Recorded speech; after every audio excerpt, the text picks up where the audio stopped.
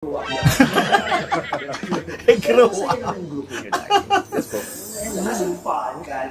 fun nga po minsan nasusobrahan yan. Pero mas masaya po kami. Parang gano'n naman. Pero hindi pala kayo naghahang lagi together? Never.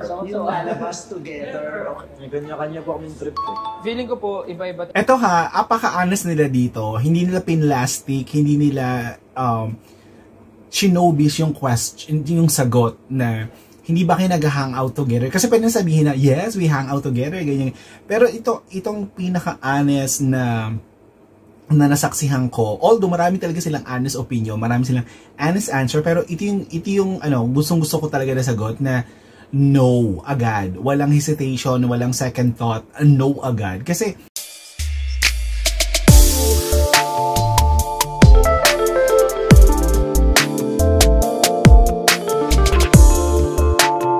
hello mga Cops and hello mga kasisi! Welcome back to my channel! It's me, Daring Sandy _official. Ang baklang tatalaka chika para sa SB19. Eto na, maraming nagre-request sa reaction video for Vice Ganda and collaboration with SB19 channel. SB19, and alam naman natin kung bakit nandun si Vice sa SB19 because of the kantang Mapa for the movie and the breadwinners and the collaboration syempre. So eto na, ang gagawa muna natin ng chika ay ang sino ang pinaka. Ito. Kung sino ang pinaka, ito. Tingnan natin kung sino maglalaglagan dito, ang magpupuksaan. Siyempre mga Kaps at mga kasisi, please subscribe and notification bell and comment down there. So ito na. Panoorin na natin tong Vice Ganda with SB19. Sino ang pinaka? Let's go sa go.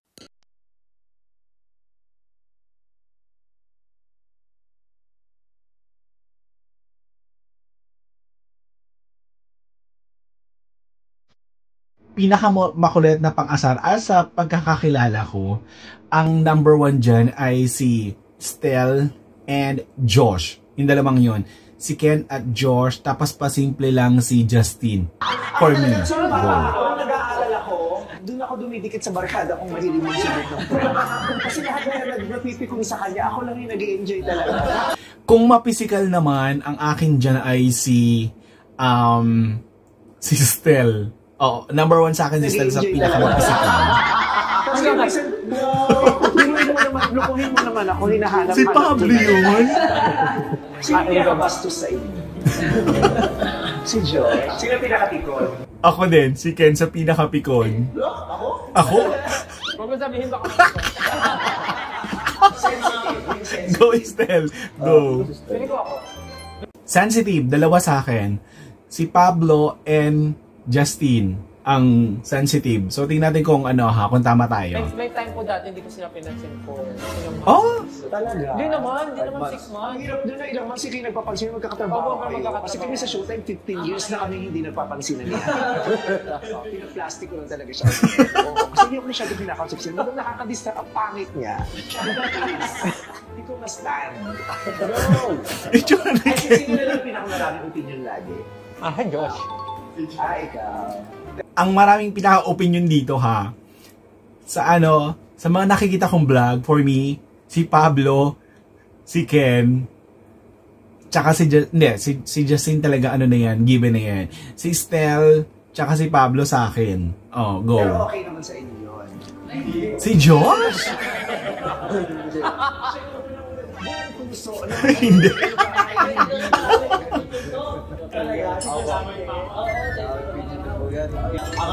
Tsura ni Ken.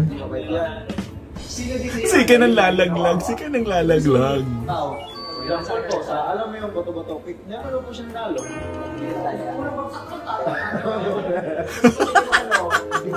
Ang yabang nun ni Ken.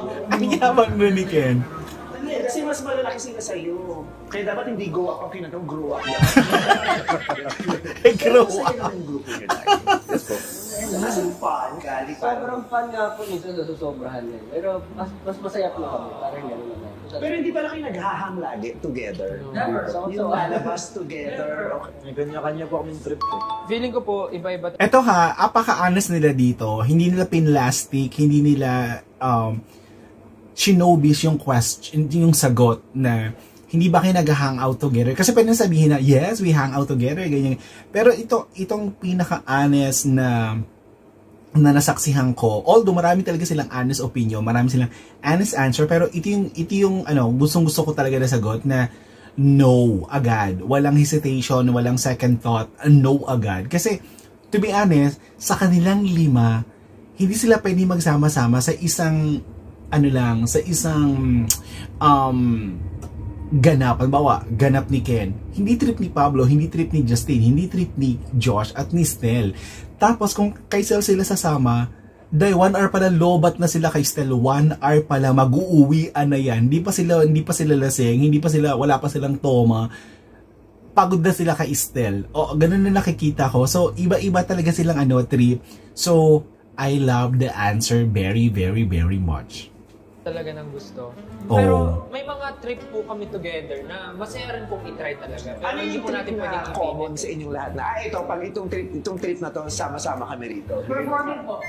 Actually, doon po kami talaga yung pagka-work. Oh, ayun yung performance, syempre work yun, given na yun. Pero, sana may makita tayong sagot doon na, yung trip namin, yung parang kay Josh, yung trip namin parang kay Stel, yung gano'n na sama-sama kami. So, tingnan nga natin. Doon po kami nako-complete talaga. Pero pagka outside of work, parang bibihira kahit po vacation. Oh, di ba? Apaka-honest, as in walang halong etchos, as in no sugar coating, no need to be pretend. Pag holiday nila, pag break nila, kanya-kanya talaga sila dahil. Tapos kita-kita na lang pag may trabaho na, which is maganda din kasi nagkakaroon sila ng me time. Nagkakaroon sila ng time to do their things. Alam mo yon na go out by your own, do by your own, ganun. So, super, super, super, super love this conversation. Pero mahal niyo naman ang isa't isa. Pipiliing mahali ang lalim ni Pablo dun. Sa pagkarelasyon, minsan, depende, mahal o yung relasyon, minsan yun. Pero sa amin siguro, naman. Feeling ko may love doon, di ba? Yung pag pinipili nila, di ba katulad sinabi parang sa relasyon, di ba hindi naman lagi nakakakilig, pero pinipili kita. Love it. Love you guys. Alam mo, ang tagal na namin kayo napapanood, naririnig na yung pangalan niyo, parang ang tagal na rin sa showbiz, ilang years. Going 6 po. 6 years. Going 6 6 years. na po pala. So, going 6 years na sila, tapos ako ilang years na din, di ba? Dito pa rin ako, mga Kaps at mga kasisiw. And syempre, thank you so much mga Kaps for supporting my YouTube channel. Ganon. Hindi mo nag-girlfriend sa inyo. Kasi di ba parang pag grupo kayo, tapos may pinangangalagaan kayong career, is parang ang hirap magka-jowa, ang hirap makipag-date. Actually. Ano yun? Okay, sino ang may jowa sa kanila? Ito ang chika mga Kaps. May alam tayong chika sa kanilang 5. Okay, huhulaan natin kung sino sa kanila may jowa. As a viewer, by looks, by character, by judgment, ganun. Siguro may jowa sa kanila dyan, ang alam ko, Oy, ano lang to ha? Yan, makaho tayo dyan. Tingin ko, yan. Yun na lang anihin natin. Tingin ko, ang pantaha ko. O yun, pantaha. Ganon. Siguro may jowa dyan. Si Josh, si Ja, si Pablo, si Ken, si Stel, at sila. Oo, go. Tingnan natin kung sino aamin. Yeah, training. Tapos may girlfriend ko. Tapos parang, girlfriend. Tapos parang reason mo nila mag-focus sa Training. Pero common kasi yun, di ba sa mga groups? Yeah. Talaga mga groups. Umiyak ako kasi parang hindi naman dapat gano'n. Umiyak ako for him. Wow, ang sweet. Away din. You fought for it. Teka lang, kanino pa ito may buhok sa bibig ko? Kanino kayang buhok ko? Akala ko galing ka pong showtime. Punyeta kay Stel. Punyeta kay Stel. Kahit kailan ka talaga, Stel, nanggigigil ako sa'yo. Nanggigigil ako sa'yo, Stel. Meron jowa. Tapos parang isang araw nagising po siya na wala na daw po siyang love sa akin. Nung sinabi niya nagising ako, wala na siyang love. Wala na akong love for you. Sana sinabi mo, sana hindi ka na lang nagising. Pero ano po, feeling ko talaga. Dumadaan Yung tawa ni Ken. Yung tawa ni Ken. Nagka-girlfriend ka na ba, Justin? Nakailang girlfriends ka na, Justin? parang ano po ako, hindi ako makomit parang. So, parang merong mahabang, parang kami pero hindi. Asa si Justin, hindi agad nakikipag-relationship. So sa kanya parang knowing to each other for a long time. Parang ganun. Pero, stick to one. Ganun yung kay Justin. Parang kinikilala niya yung muna ng bonggang-bongga bago siya mag-commit. Oh, in fairness. Situationship. Hindi naman masasabing situationship. Parang getting to know each other. Parang exclusively dating. For me, ganun ang dating sa akin. Hindi naman situationship. Parang exclusively dating. Ganun parang ang tamang term doon. Kasi hindi naman commitment pero dating. Pero sa kanya lang, exclusive lang. Parang ganun. Yun ang dating. Si Josh, nakailang girlfriends ka na? Sabi mo stop. Si Joss ang pinakamalupit sa girl.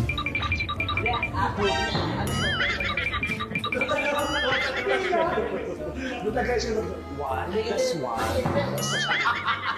Ikaw okay, nakailang ka ng girlfriend? So true si Ken. For me, matinik na tahimik. Ganon, for me. Feeling ko ito yung pinakamatinik sa babae. Feeling ko lang, sa vibe ko lang, hindi.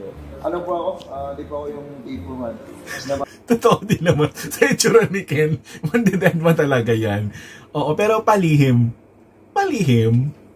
So this is it. Ito yung interview na casual, pero alam mo yon, may nakuha kang bago para na hindi mo alam si SB19. So super enjoy to.